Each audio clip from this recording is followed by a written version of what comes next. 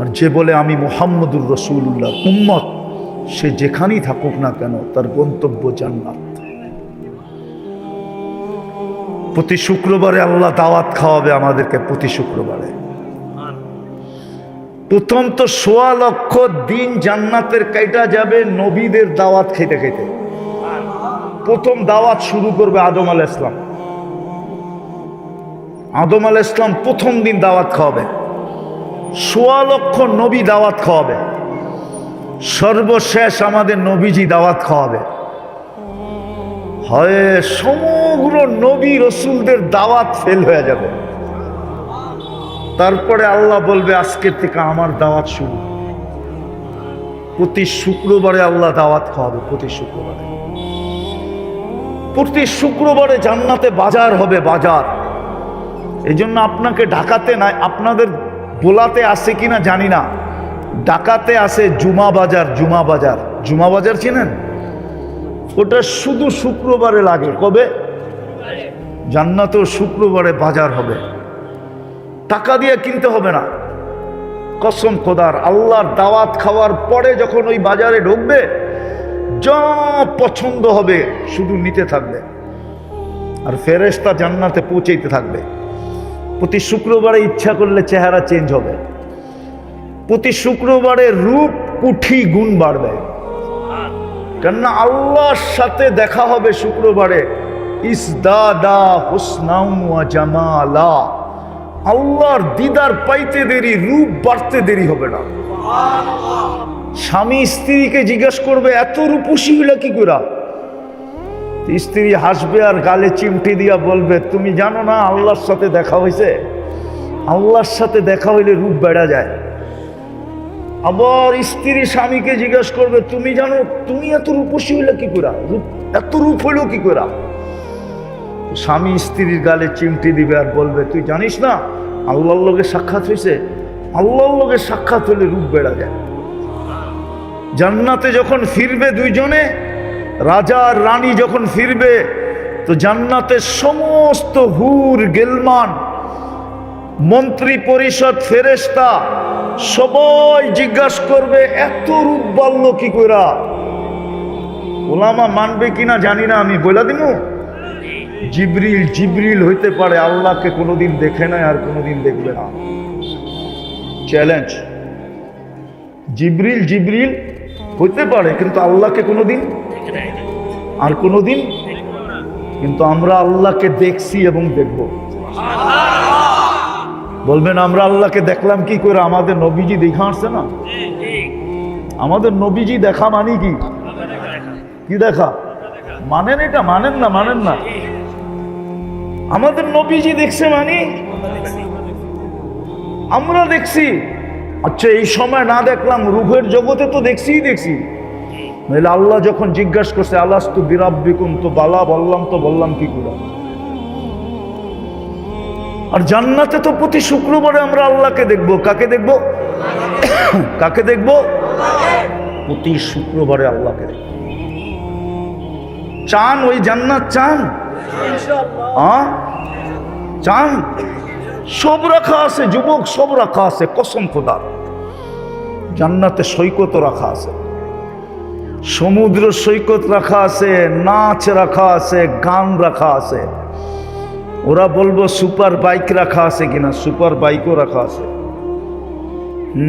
ইন্না ফিল জান্নাতি লা খাইলা, জান্নাতে সুপার ঘোড়া রাখা আছে। লাহু আজনিহাতান, দুটা ডানা আছে তার।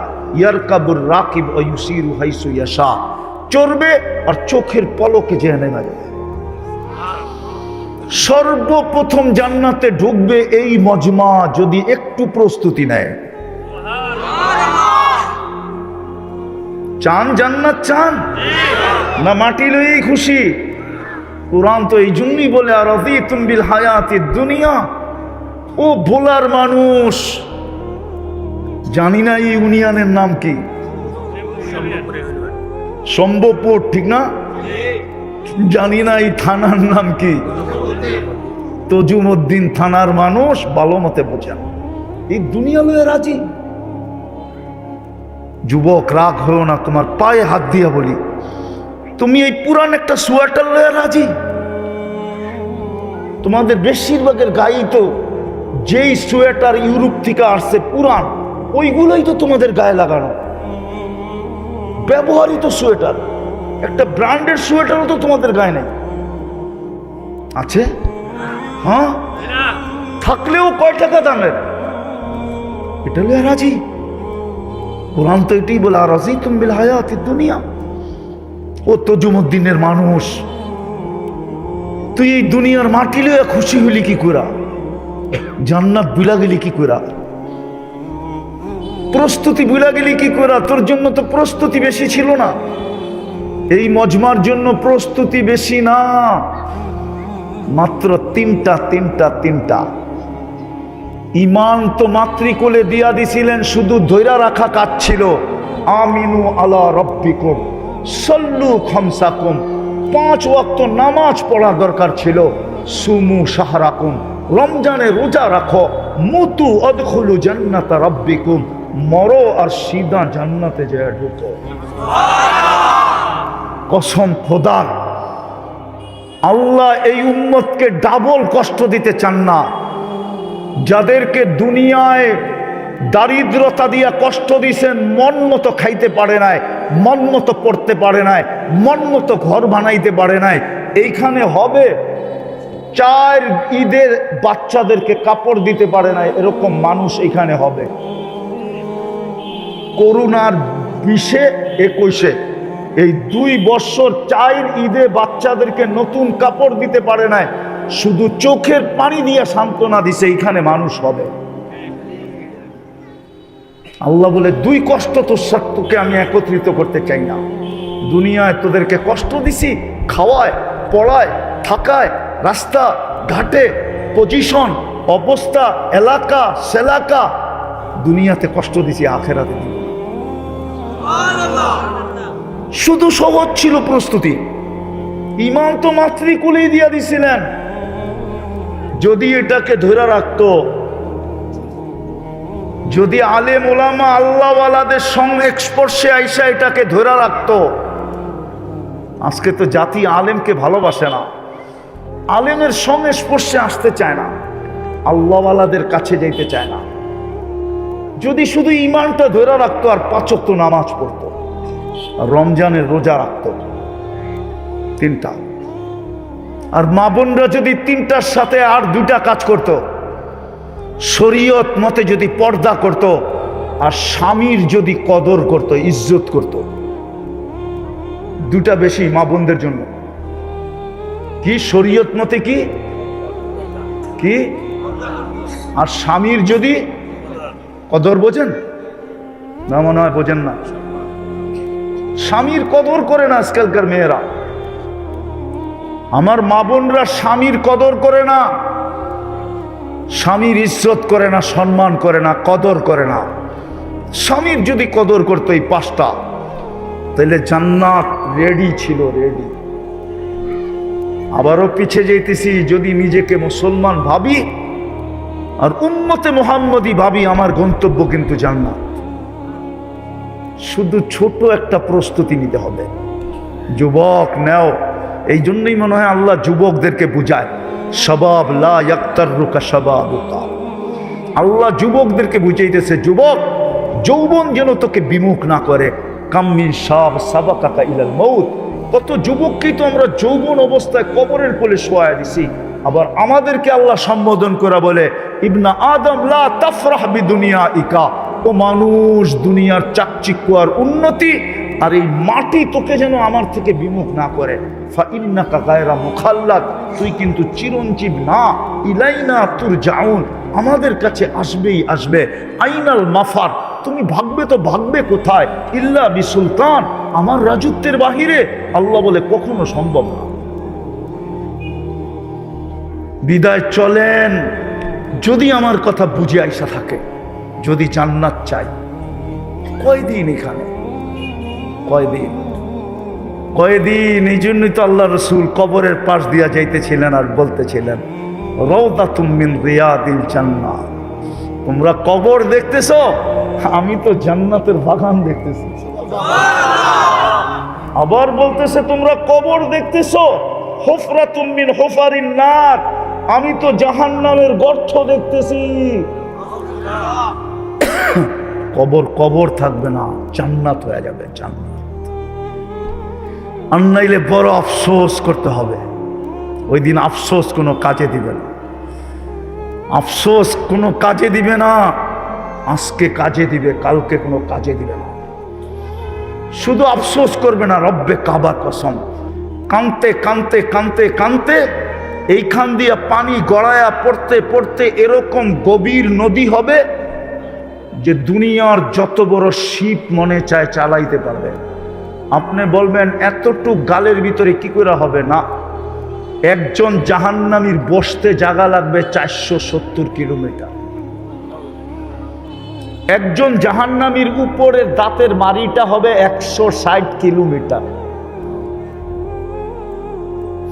আপনাকে ইলিশিয়ার থিকা ওই আইসার শেষ মাথা পর্যন্ত 160 কিলোমিটার না,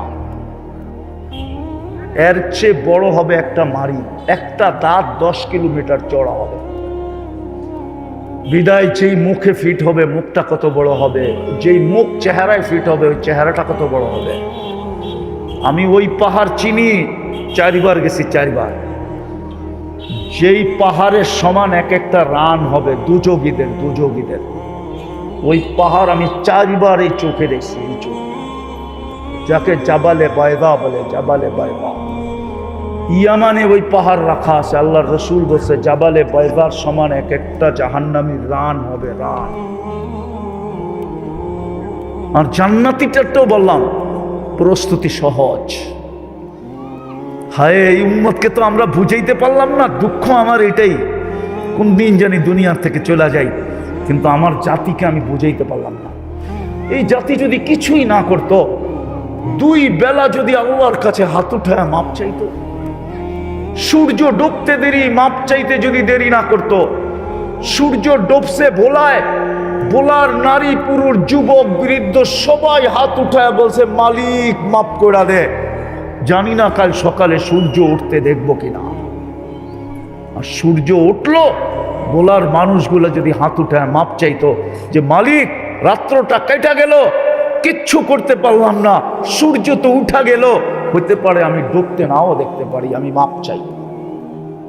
2 বেলা যদি মাপ চাইতো। এই যুবকরা 2 বেলা মাপ চায় না। আমি ওদেরকে নিয়ে কানলে কি হবে? ওরা তো আমার কান্না বোঝে না। আমি তো চাই ওরা জান্নাতে যাক, আমি তো চাই ওরা জান্নাতি যুবক হোক, আমি তো চাই মা বোনরা জান্নাতি মা বোন হোক, আমার মেয়েরা জান্নাতের রানী হোক, রানী। কসম খোদার, আমার কাছে যদি ভক্তি থাকতো তো আমি পর্দা সরায়া দেখায় দিতাম যে জান্নাতি রানী ওর হাঁটবে কিভাবে। আর ওর যখন হাঁটবে তো ওর পায়ের থেকে কত লক্ষ আলো পুরা জান্নাতে ছিটকায়া পড়বে, ওটা যদি আমি একবার পর্দা সরায়া দেখাইতে পারতাম। ও যখন হাঁটবে, জান্নাতি মেয়ে যখন, দুনিয়ার মা বোনরা যখন জান্নাতের রানী হয়ে হাঁটবে, আমার মেয়েরা, কসম খোদার ওদের হাঁটার স্টাইল হাদিসে বর্ণিত আছে। ওদের পায়ের থেকে লক্ষ লক্ষ কালারের আলো পুরা জান্নাতকে ছিটকায় পড়বে, আলোকিত করবে, আলোকিত করতে থাকবে। পুরা জান্নাত বুঝবে যে রানী হাঁটতেছে। কিন্তু আমি তো বুঝাইতে পারি না, এই যুবকদেরকে তো বুঝাইতে পারি না। বুঝাইতে পারলে তো ওরা 24 ঘন্টা ইন্টারনেটে কাটায় দিত না, ওরা ইন্টারনেটে কাটায় দিত না, ওরা 24 ঘন্টা গান শুনতে শুনতে কাটায় দিত না, ওরা রাত্রে ইয়ারফোন কানে লাগায় ঘুমাইতো না।